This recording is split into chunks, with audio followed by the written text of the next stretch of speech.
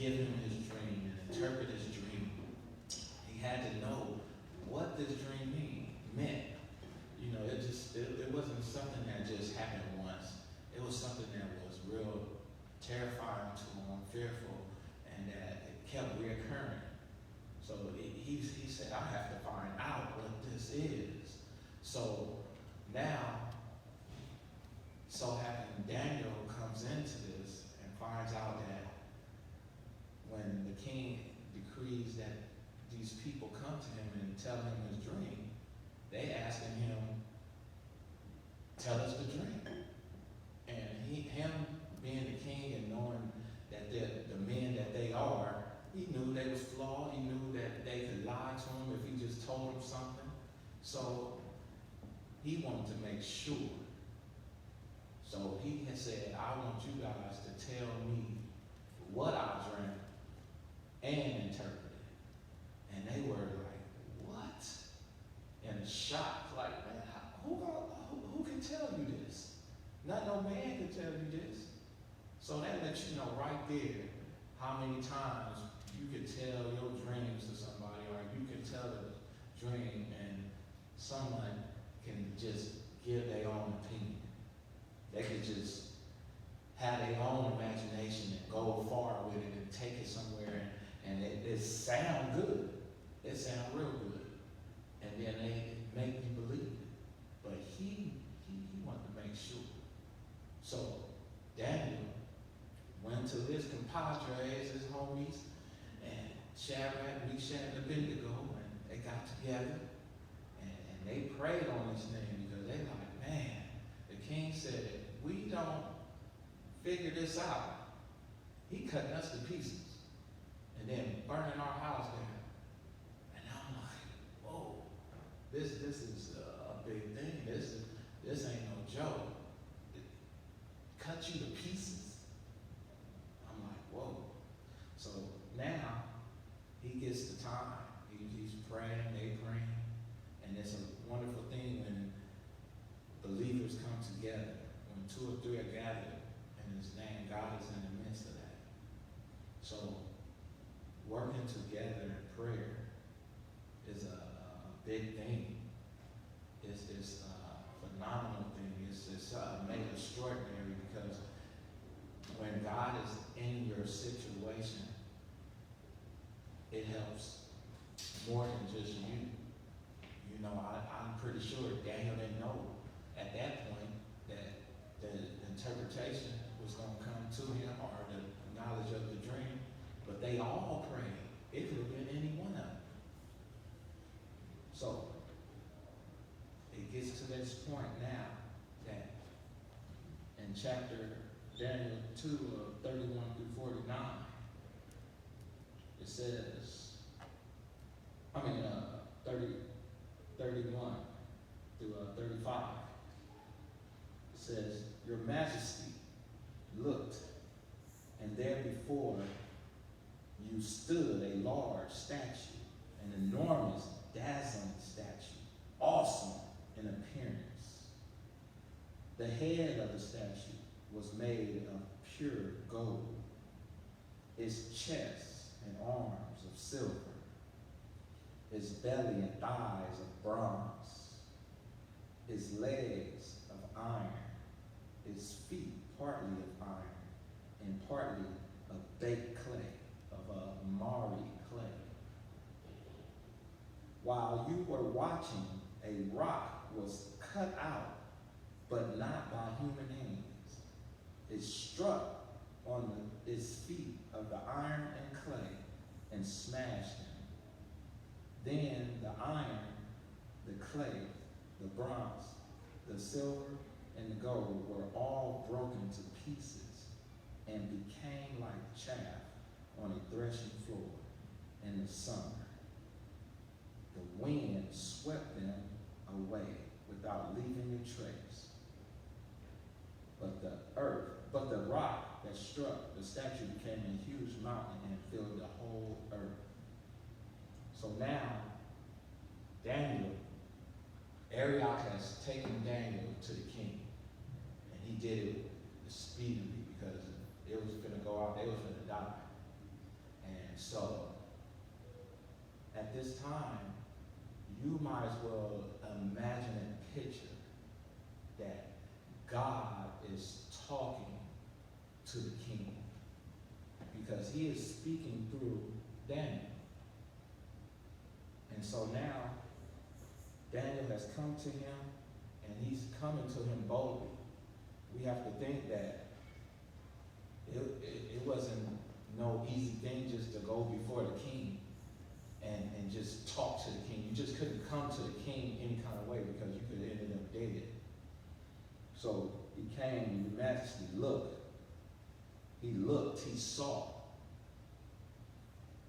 In his dream, Daniel was telling him that he looked and observed this thing.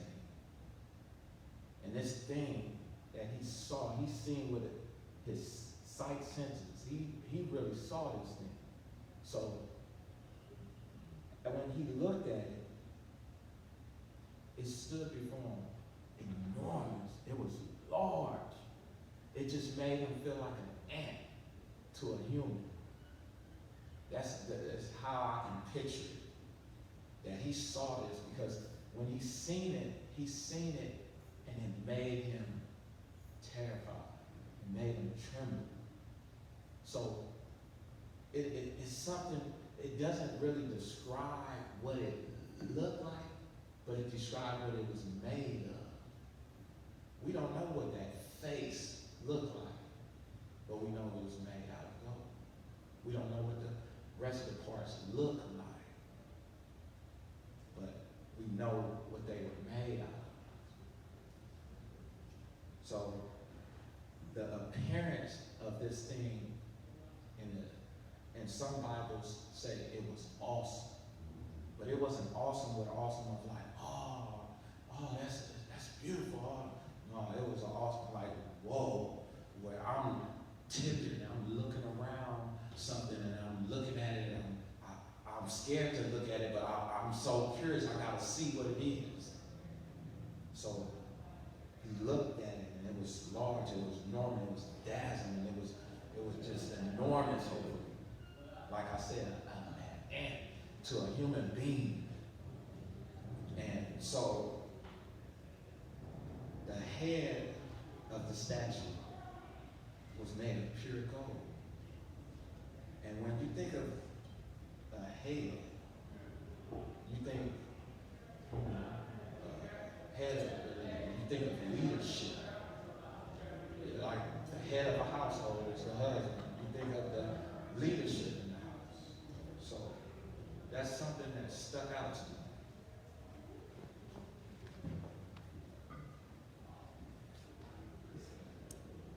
And so, in an Aramaic, it's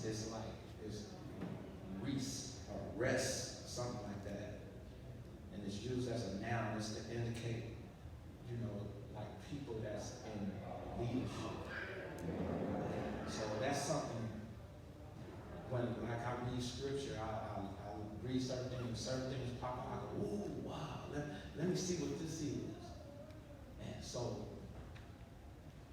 as he's looking at this head that was made of pure gold, his chest and his arm were made of silver, his belly and thighs of bronze, his legs of iron, his feet partly of iron and partly of black cutting.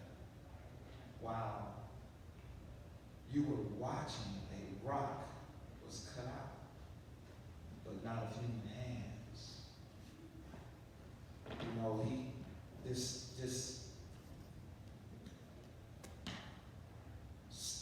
These things that Daniel seen,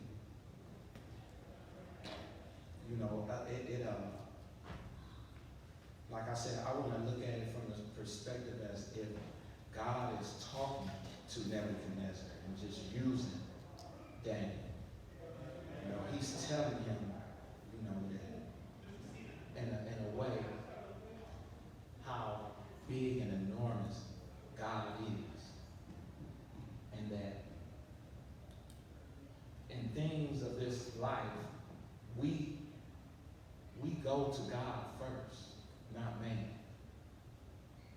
And when you look at it in that way, you can have your priorities right. And then you'll be in the will of God. But right now, he's disclosing to him what is going on with his dream. And he's telling him in detail what is going on in his dream. And as he's explaining it to him, he's in shock and in awe that he's able to do this thing. Because no other astrologer or Chaldean or sorcerer could do this. So he knew it had to be from God.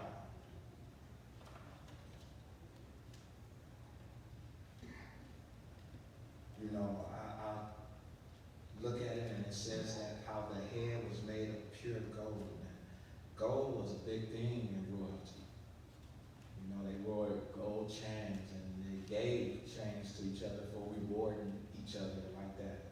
And gold was put in the temple, all over the temple. Gold was used, put it on their furniture, in their clothing. Gold was to a regal thing. So, I want to go back to the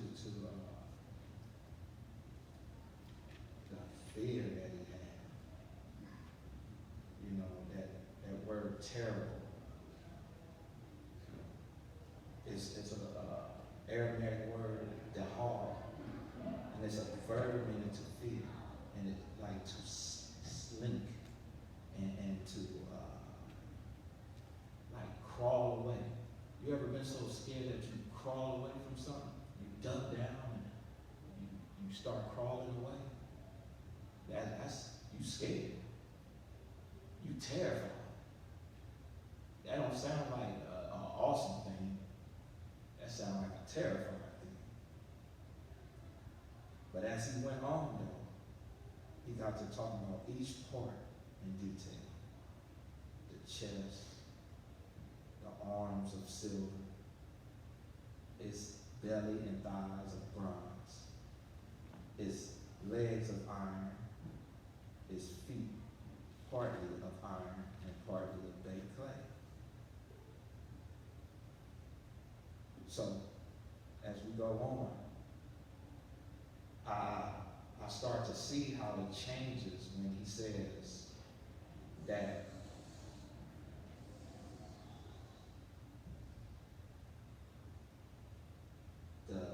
while he was watching, while he was looking at this thing going on and developing, that the statue got hit by a rock that was cut out not by human hands. So this stone, this rock, and stones is not that big. They can be small ones, or they can be probably about like the size of a brick or whatever. So in my mind, this thing is small. And God seems like he always uses something that seems impossible, except that if he's in it, he can make it possible. So this small stone that was cut out by not human hands,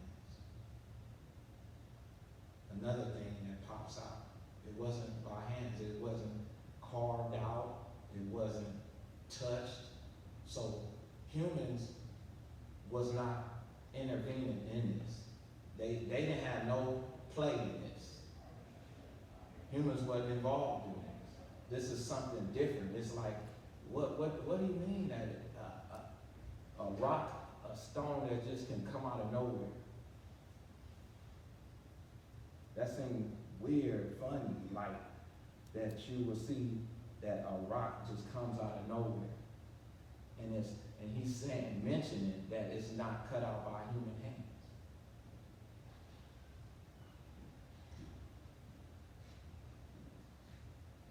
So now it says that the iron and the clay, the bronze, the silver, and the gold were all broken to pieces like chaff.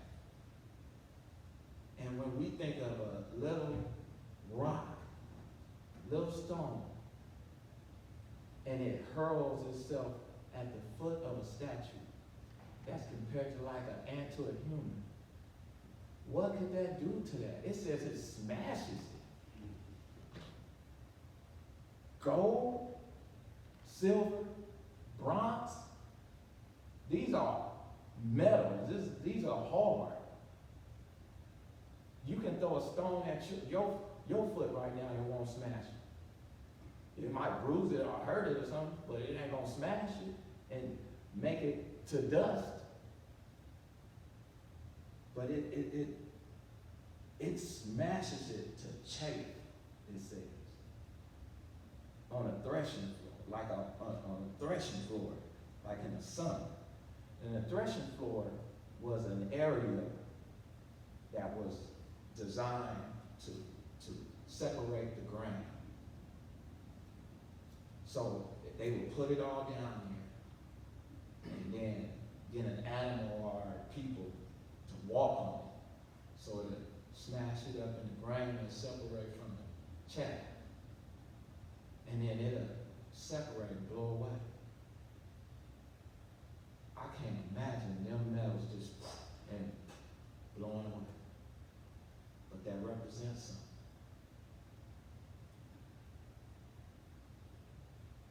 Says that it was swept away without leaving a trace.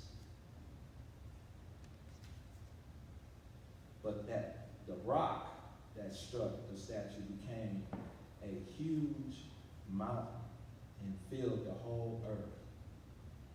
That's why I say I think that rock was very small in comparison to that statue. Because it says that the rock that struck it became huge, like a mountain. But it filled the whole earth, all the land. So it became big. It seemed like something that was so insignificant at first became something enormous and great and powerful. I look at the life of a believer, and I think how it starts off so insignificant. It's brand new to not know anything, but how God uses you. He starts you. He's the author and finisher of your faith. He begins something in you, and then he finishes. And what started off as something that wasn't fit for work became prosperous and big for the kingdom. To be able to go out boldly and talk to people and let them know about God's love and what he's done for them, his redemptive power. It's something that starts out so small, something just as like when Jesus came, born in a manger. Who is that? That's Mary's boy. You know, nobody thought he was nothing. He's just a carpenter. But was great and mighty. The world sees things that small as insignificant. But God can use the smallest thing.